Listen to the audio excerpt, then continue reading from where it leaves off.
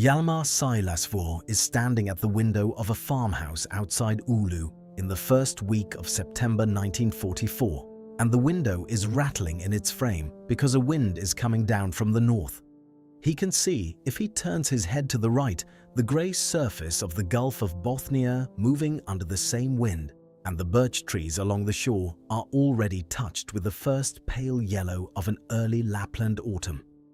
He has a cup of coffee going cold on the table behind him. He has a sheaf of orders from Finnish High Command that arrived that morning. He has, in the farmhouse rooms behind him, a staff that is waiting for him to speak. Silasvuo is 52 years old. He is not a large man. He carries himself with the economy of a person who learned a long time ago that the cold does not negotiate, that the forest does not negotiate, that the enemy does not negotiate, and that the only currency any of it accepts is competence. He destroyed 2 Soviet divisions at Suomussalmi in the winter of 1939. He encircled and annihilated the Soviet 44th Division at Rate Road in January 1940, and sent a column of 30 kilometers of frozen men and horses and guns back to Moscow as evidence of what Finnish forest warfare could do to an army that did not understand the country it was entering. He is the general the Finns trust with the jobs that cannot be failed. And the job he has now, the orders on the table behind him, the staff in the rooms behind him, the wind rattling the window frame, is the strangest assignment any Finnish general receives in the entire Second World War. He is ordered to attack the Germans. The alliance between Finland and Germany had never been written down as an alliance. That was the point. Finland's position in the war from June 1941 forward was called a co-belligerency, a word chosen with surgical precision to mean everything useful and commit to nothing final. The Finns were not Axis. The Finns were not allies. The Finns were Finns, fighting their own war on their own terms for the return of territory the Soviet Union had taken in the Winter War of 1939 to 1940, and the presence of 200,000 German soldiers on Finnish soil and a shared enemy in Moscow was a coincidence of geography and interest, not a marriage of ideology. Finnish officers and German officers ate at the same tables along the Karelian front. Finnish logistics and German logistics moved on the same narrow-gauge railway lines through the Arctic wilderness of Lapland. The two armies coordinated, they cooperated, they occasionally irritated each other in the way that armies sharing territory always do, but they had never been formally bound together, and the Finnish government had spent the entire war keeping a hairline crack of daylight between Helsinki and Berlin that everyone could see if they looked carefully. The Finns understood, from approximately 1943 forward, that Germany was going to lose the war. What they needed was to find an exit before the walls came down on top of them. The exit had conditions. The Soviet Union, negotiating through Swedish intermediaries in Stockholm, presented its terms for a Finnish armistice in August 1944, and one of those terms was not a suggestion. Finland must sever all connections with Germany and must expel all German forces from Finnish territory, and the expulsion must begin within 2 weeks of the armistice taking effect. The armistice took effect on September 4, 1944. The 2 weeks expired on September 15th. The German army in Lapland, 200,000 men more or less, organized as the 20th Mountain Army under General Lothar Rendulic, was nowhere near leaving. 200 kilometers north of where Silasvuo stands at his rattling window, on the same morning in the same September, a very different general is working on a very different set of plans. Lothar Rendulic is 52 as well, though he carries his age differently than Silasvuo. He is an Austrian lawyer who became a soldier, a precise and organized man with a formal bearing and a capacity for calculating violence that had served him well in Yugoslavia, where he had conducted anti-partisan operations that historians would later describe with a careful economy of judgment. He knows Finland has signed an armistice. He received the notification from Berlin. He is not surprised and he is not distressed. because his orders, which also came from Berlin, told him what to do. He is to move his army southwest out of Finland into Norway. He is to move it deliberately. He is to take everything that can be moved and destroy everything that cannot. He is not, under any circumstances, to hurry. What Rendulic understands, what makes him, in the military sense, dangerous, is that the geography of Lapland is entirely on his side and entirely against whoever tries to stop him. The 20th Mountain Army is not retreating across open ground. It is retreating through a wilderness that by September is already beginning to freeze again. A landscape of birch forest and subarctic tundra and shallow lakes and rivers that run swift and black between their banks. A country where roads are not roads in any European sense, but tracks of packed gravel and compressed soil that in wet weather dissolve into mud and in freezing weather become sheets of blue-grey ice and in snowfall become invisible. The distances are enormous. The autumn darkness comes early and presses down hard.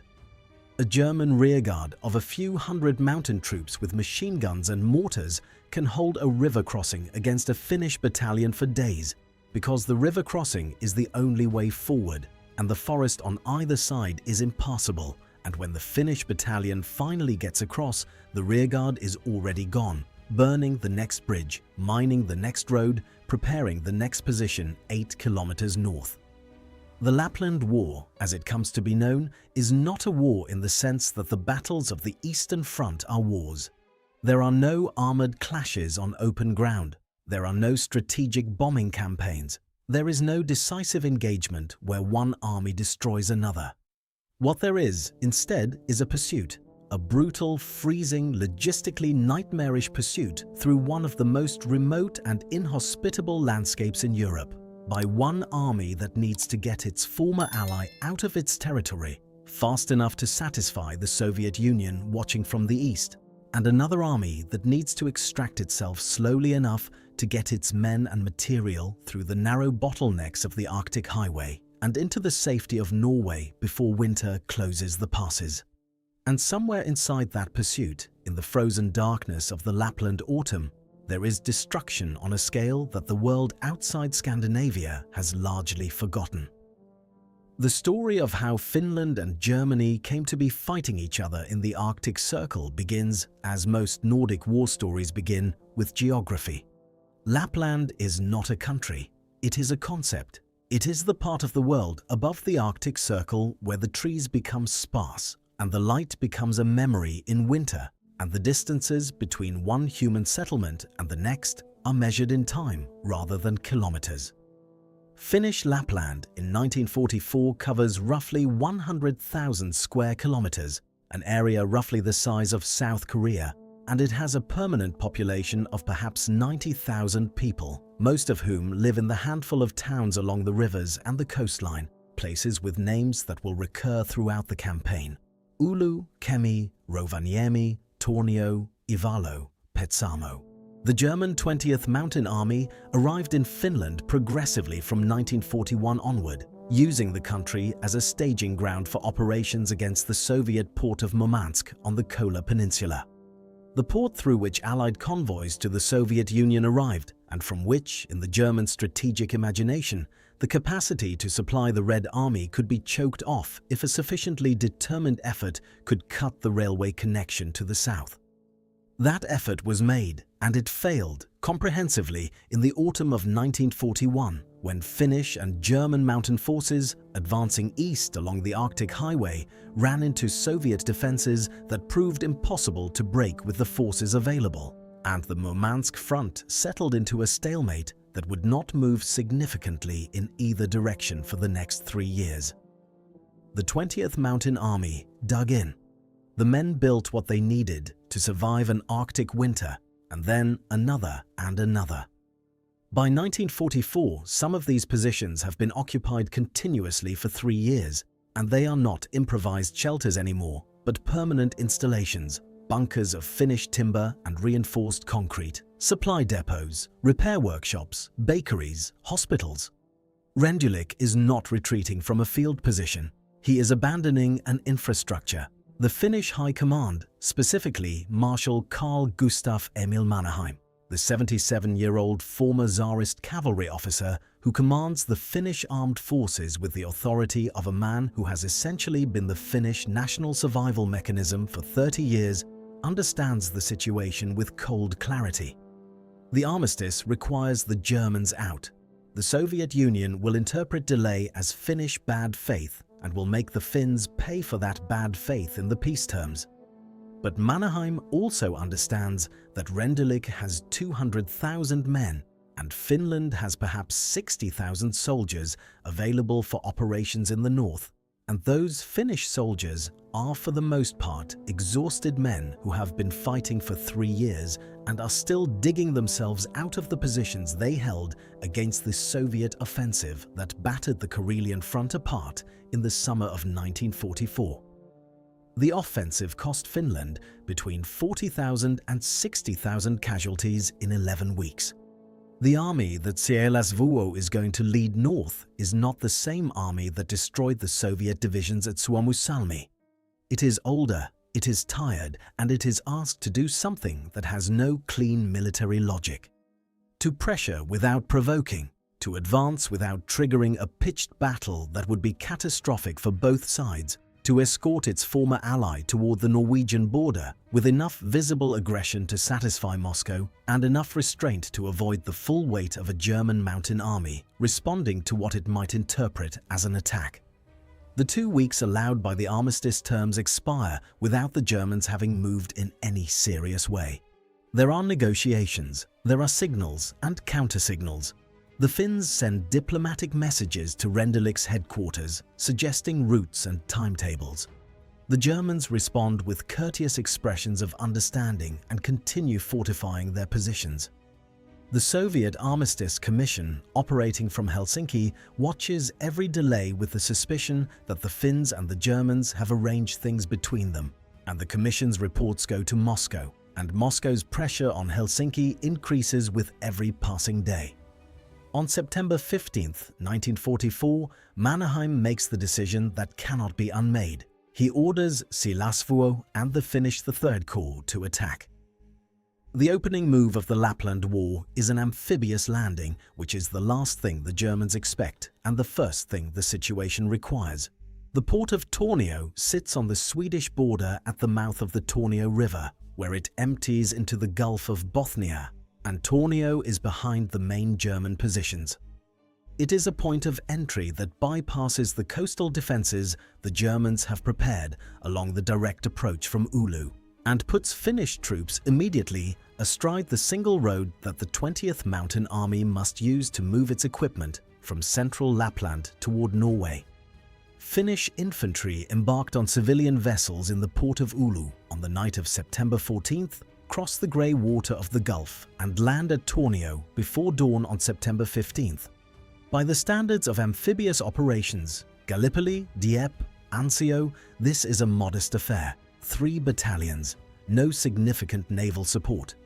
But Tornio is weakly held and the landing achieves complete surprise, and by the time the German garrison understands what has arrived, Finnish soldiers are in the streets of the town and moving to cut the road north.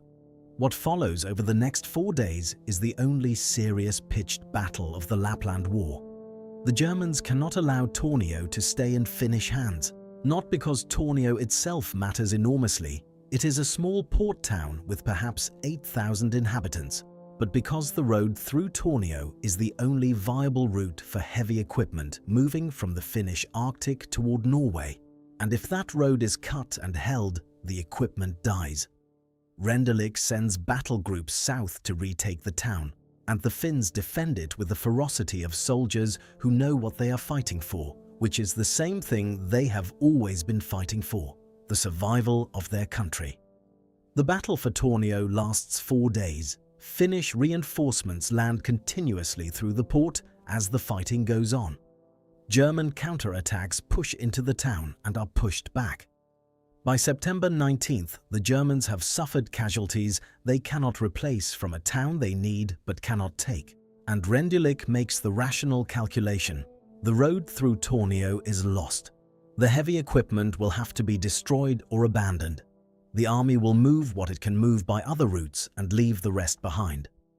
Tornio costs Germany the bulk of its heavy weapons and vehicle fleet in Finland because the next viable route for heavy transport runs hundreds of kilometers further north, and the timetable for getting 200,000 men through that route before the Arctic winter closes, it is already running out.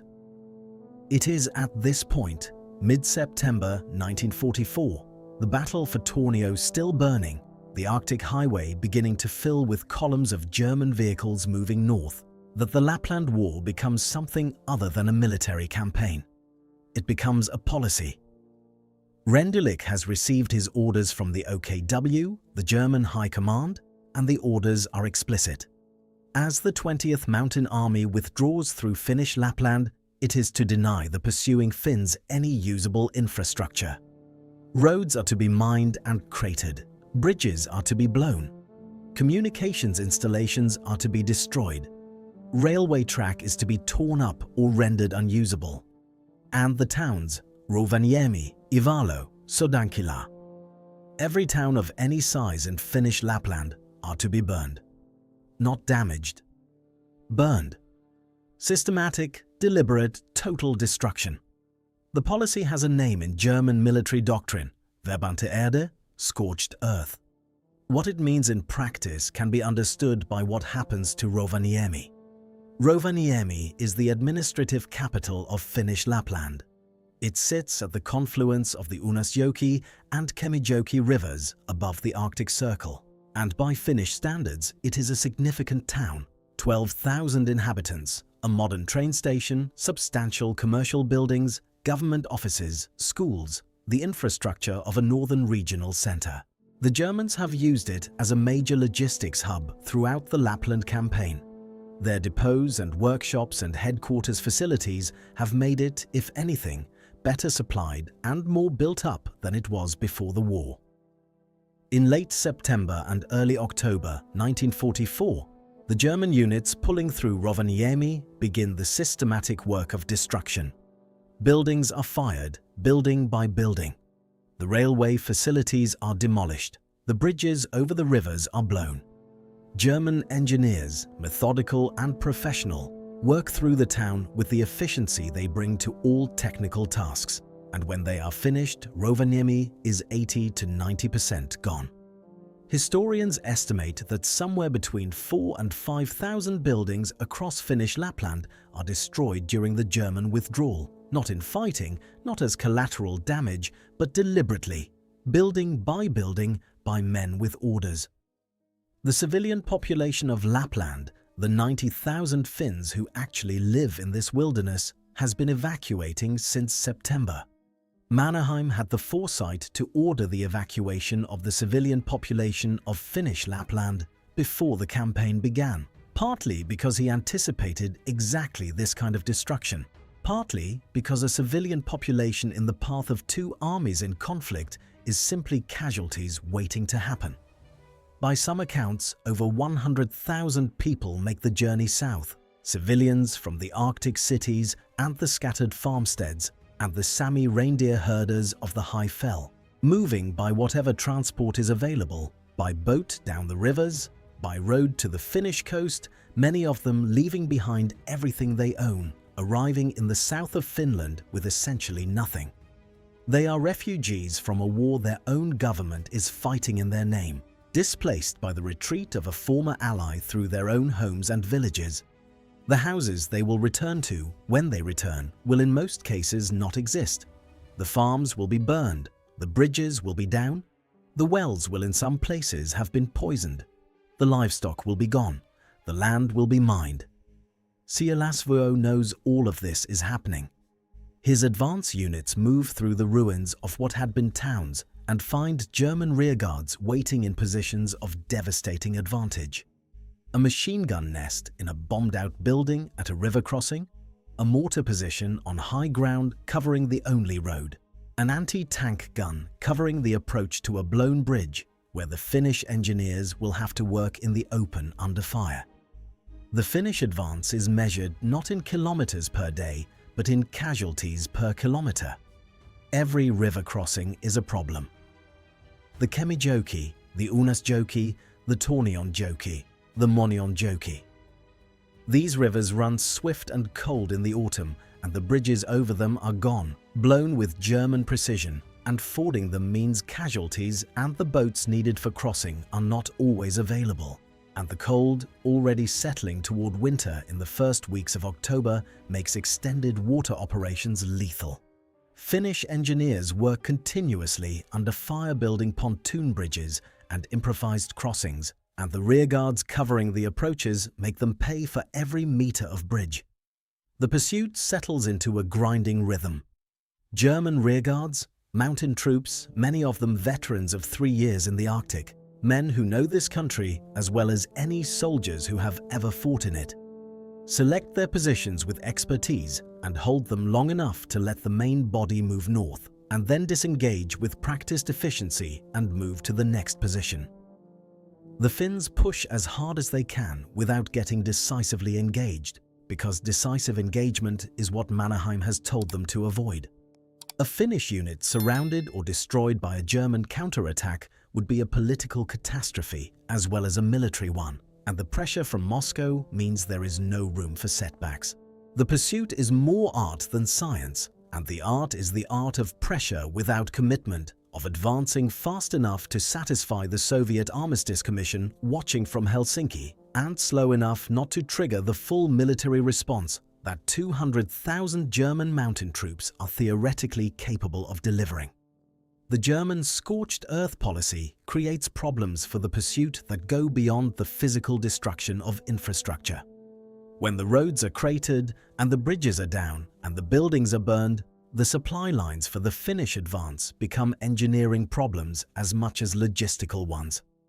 Finnish engineer battalions work day and night building replacement bridges, filling craters, clearing mines, trying to keep supply moving through a landscape that the Germans are systematically converting into an obstacle. The mines are everywhere. German engineers salt the roads and the fields and the ruins of the buildings with enormous quantities of anti-personnel and anti-vehicle mines, and the mines are laid not just in the obvious places, but in the creative and lethal places, in the ruins of destroyed buildings that Finnish soldiers might enter for shelter, in the approaches to the replacement bridges the Finnish engineers are building, in the road shoulders beside the cratered main routes. Finnish mine casualties are continuous and grinding throughout the campaign. The landscape becomes a weapon. What the Finnish soldiers see as they move through the ruin of Finnish Lapland in the autumn of 1944 produces in them an emotion that is not rage exactly, though rage is part of it and not grief exactly, though grief is part of it, but something that the written records describe as a kind of silent, focused fury. The fury of men watching their country being dismantled around them by people who were, until 11 days ago, their de facto allies. There is no tradition in Finnish military culture of expressing this kind of thing in official records. Finnish officers write reports, they note tactical situations, they enumerate losses. What comes through in the reports anyway, obliquely, in the language of professional restraint, is the accumulation of what they see. Burned village, bridge down, mines in the road, burned village, bridge down. Rendulic, watching his own operation from his headquarters as it moves north ahead of the Finnish advance, is not without professional satisfaction. The withdrawal is going essentially as planned. His rearguards are holding their positions for the required time and disengaging cleanly. The Finns are not catching him. The heavy equipment lost at Tornio is a significant cost, but the men are moving. The supply dumps are either evacuated or destroyed, and the Finnish pursuit, while persistent, is not threatening the integrity of the withdrawal. He is doing what he was ordered to do. He is a professional, and the profession is working. The destruction of Lapland is not, in his operational calculus, an atrocity. It is a tactical measure. Everything usable to an enemy is a military objective. This is the thing about the Lapland War that makes it difficult to categorize in any simple moral framework. It is fought between two professional armies, neither of which is acting in bad faith by the standards their respective chains of command apply. The Finnish Third Corps is pursuing because it must. The German 20th Mountain Army is retreating because it must, destroying as it goes because it has been ordered to. The German mountain troops, on an individual level, are not the ideological shock troops of the SS. They are soldiers doing what soldiers do when ordered to do it, in a context where no individual in the chain feels the full weight of what the accumulated orders produce. The people who pay the price are the civilians who evacuated in September and will return in the spring of 1944. To find their homes are ash and their towns are rubble fields, and their bridges are in the rivers and their roads are mined. The campaign reaches its most brutal phase in October and November as the pursuit moves into the high-fell country north of Rovaniemi toward the great Finnish Arctic Lake District and the road that runs north to Ivalo and Petsamo on the Arctic Ocean. The Petsamo region, a narrow strip of Finnish territory giving access to the Arctic coast and the nickel deposits at Kolosjoki that had been a significant element of Finnish-German industrial cooperation throughout the war, is not, by October 1944, a Finnish concern at all. Soviet forces have already moved to take Petsamo as part of their own offensive operations in the north, the Petsamo-Kirkenes offensive, launched on October 7th, which, in 10 days, destroys the German positions on the Kola Peninsula and pushes the remnants of the German corps that had been besieging Murmansk all the way into Norway. The Soviet offensive solves one of Rendulic's problems and creates another. It means his northern flank is suddenly exposed, but it also means the Soviets are now in contact with German forces directly, which reduces the political pressure on Finland to push harder because the Soviets have their own piece of the German rearguard to deal with. The Petsamo-Kirkenes offensive is a story of its own, a Soviet Arctic operation that covers territory and logistical complexity rivaling any offensive of the war's final year. But it matters for the Lapland War because it seals the fate of the German position in northern Finland definitively. Rendulic no longer has the option of defending Lapland. He is withdrawing to Norway, and the only question is how much of his army and equipment makes it through. The answer, ultimately, is most of it. The German 20th Mountain Army completes its withdrawal from Finnish territory in the last days of October and the first days of November 1944. It crosses into Norway, it reaches the positions it will hold through the winter, and it does so with its fighting capacity substantially intact, its casualties from the Finnish pursuit smaller than any comparable withdrawal of the later war years on any European front. From a purely military standpoint, the German withdrawal from Lapland is a professional success. What it leaves behind is not success in any sense that the word can contain. Finnish casualty figures for the Lapland War are estimated at roughly 950 killed in action, by some accounts nearly 2,000 wounded, and an additional number of mine casualties and cold weather injuries that the records do not always separate clearly from combat losses. German casualties are harder to establish from available records, and historians estimate somewhere between 2,000 and 3,000 killed across the campaign. These are not small numbers for a 6-week campaign in a theatre the rest of the world will largely ignore. They are not the numbers of Stalingrad or the Falaise Pocket or the Hurtgen Forest. But the men are dead in the same way, in the same cold, and the Finnish dead are buried in a country that in many places has been burned down around their graves. The civilian cost is more difficult to quantify. When the Finnish evacuees begin to return to Lapland in the spring of 1945, they find a province that has been systematically erased. Finnish historians estimate that 90% of the buildings in some areas of Lapland have been destroyed. The town of Rovaniemi has to be rebuilt from the ground up. The rebuilt city, which still stands and is the capital of Finnish Lapland today, was designed by the architect Alvar Aalto and laid out in the shape of a reindeer, which is a detail that contains more tragedy than any statistic. The reindeer plan was drawn because there was nothing left to preserve. The mines remain a problem for years after the war ends, killing and maiming farmers and children and returning evacuees who step in the wrong place in the wrong field. The full demining of Finnish Lapland is not declared complete until 1948. The reconstruction of Lapland takes a decade. The national government pours money into the province, building the bridges and roads and houses and schools and hospitals that the German withdrawal destroyed. The Sami reindeer herders, whose traditional grazing routes crossed the land the Germans burned and mined, face disruptions to their economy and culture that last for a generation. The forests grow back eventually. Birch and pine and spruce do not know about wars and come back the way they always come back, indifferent to what happened among their roots. The rivers run clean again, the towns go up. But the people who lived in those towns before the autumn of 1944, who remember what it looked like when it was whole, carry the before picture with them for the rest of their lives. Silasvuo crosses into Norway briefly in November 1944, a symbolic pursuit, a gesture to demonstrate the completeness of the German expulsion, and then pulls his forces back to the Finnish border. His job is done. The 20th Mountain Army is in Norway. The Soviet Armistice Commission grudgingly accepts that Finland has met its obligations. The Finnish-Soviet armistice holds. The peace, imperfect and costly as it is Finland's, which is to say that Finland exists, which is not something that a serious military assessment in 1944 would have guaranteed. Finland is the only country that borders the Soviet Union that emerges from the Second World War as an independent democratic state. Every other country on the Soviet periphery ends the war under Soviet-dominated governments.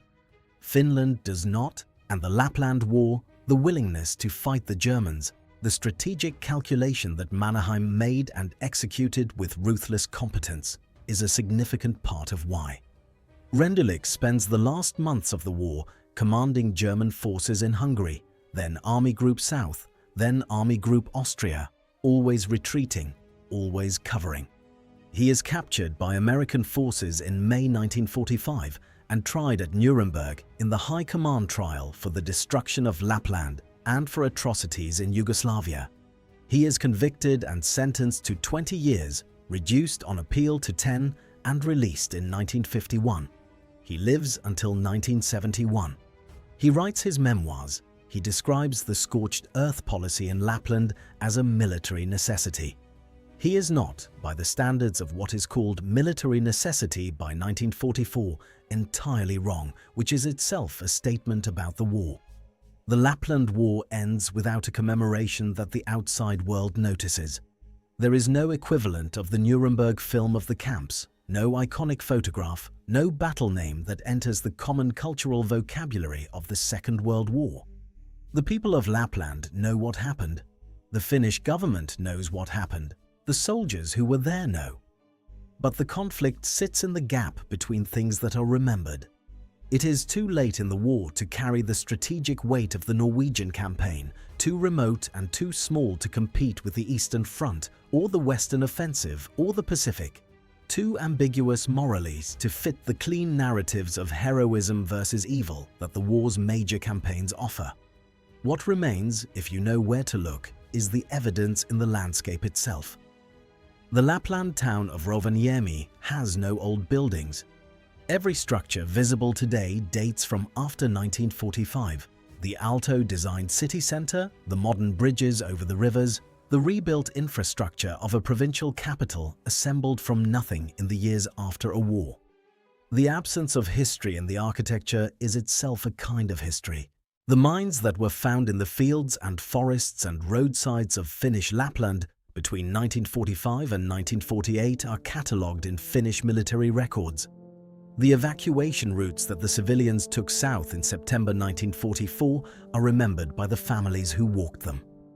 The graves of the Finnish soldiers killed in the pursuit, 950 by conservative estimate, perhaps more, are in military cemeteries that receive visitors who know what they are looking at. Hjalmar Silasvuo receives the title of General of Infantry after the war. He dies in 1947. He does not live to see the reconstruction of Lapland completed, the bridges rebuilt, the towns rising again from the burnt ground. What he left was the expulsion of the Germans from Finnish territory, which was what he was asked to do and what he did, which means Finland survived, which is the only thing in his ledger that finally matters. The cold does not negotiate, the country endured. If this story hit you, like and subscribe. We find these forgotten stories every single day. Here is what I want to know from you. Was the German scorched earth policy in Lapland a war crime, or was it within the rules of military necessity as understood in 1944? Because historians are still arguing about this, and the line between the two is thinner than any of us would like to admit. Leave it in the comments and watch this next video.